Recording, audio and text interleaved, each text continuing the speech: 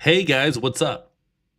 Back at it with some TIFF reviews. Three reviews for you. Flana, wait no, where are we? Laundry from South Africa, Flana from Iraq, and Nomad Shadow from Morocco. So 203 from Africa, one from the Middle East. Good stuff. This is my last. We've been doing this for the past few weeks. Like you get one review, and then you get a few reviews from TIFF in separate streams. So this is the last one with three reviews for this year for sure. I only have two left, to be honest. I'm going to get one more tomorrow, and then the other one is in the unforeseen future. Well, foreseeable enough. It's written, and the movie will come out, but I don't know when. And I have an interview attached to it, so yeah. Anyways, hang on tight to hear about that. But let's get to it. All right, let's get to the point.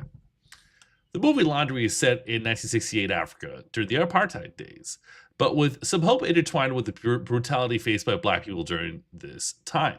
Our protagonist is black, and he gets treated pretty damn horribly by the oppressive white people. The oppression is a big thing here, but so is the period detail of music.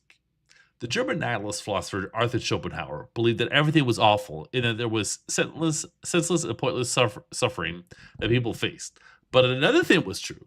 Music is awesome. The dopamine hit is real, and we all need something to look forward to, even if it is admittedly an escape.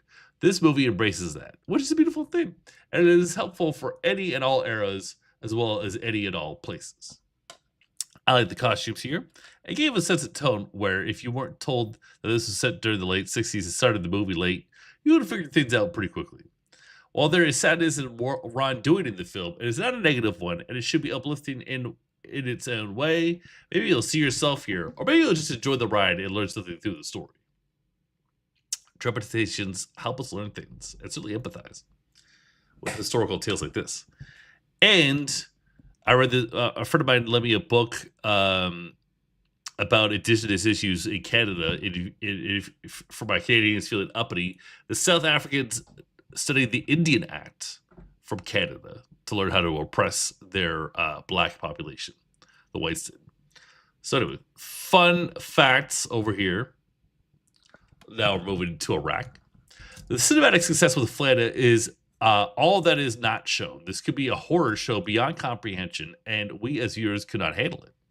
It looks at gendered violence in modern day Iraq through a compilation of stories and hanging out with women, with a context that they could be the next victims. It's also nice to see a contemporary tale in Iraq that is hardcore but feels less war torn and a little bit more ordinary in a mundane life sense. We see women driving, listening to rap music, and trying to have fun. The implication that is scary is what could happen to them while they're driving and listening to rap music, which lingers throughout this documentary without being a bludgeoning force or too bludgeoning of a force. It's not about shocking you, it's about educating you. And this documentary's respect for our stamina was really appreciated by me as a viewer. It's quite impensive, leading to its effect. Iraq has fallen off our collective radar to a large extent, I'd say, with the focus being on Gaza and Ukraine. It's good to come back to this land as viewers and remember that their status quo is far from acceptable. This is a documentary that simply depicts life without presenting predetermined solutions.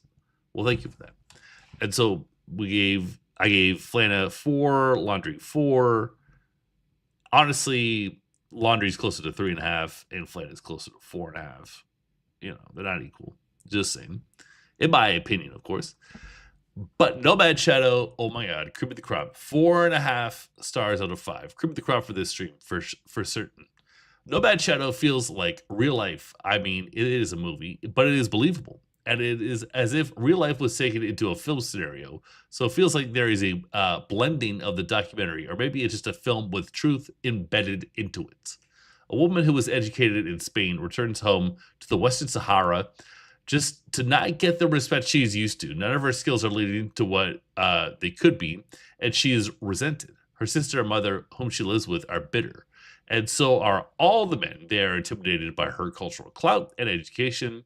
Not knowing what to say back to her, they respond with hostility. This tale was written and directed by Imi Imanchi who is a Japanese American woman, will be interesting to know how the dimensions of her own life were reflected in Nomad Shadow. I thought that maybe someone from the culture depicted did this, but it's still a universal like story that is transferable or relatable to people of all the countries in the world, I imagine. Some of the supporting actors add a high level of authenticity. They don't recite lines like a drama kid. They look like the real thing, making this movie like a world to enter into. Whatever travelogue quality it has, the truth within truly stands out. I really enjoyed this one. And yeah, it's definitely not transferable to every country. That's the whole point.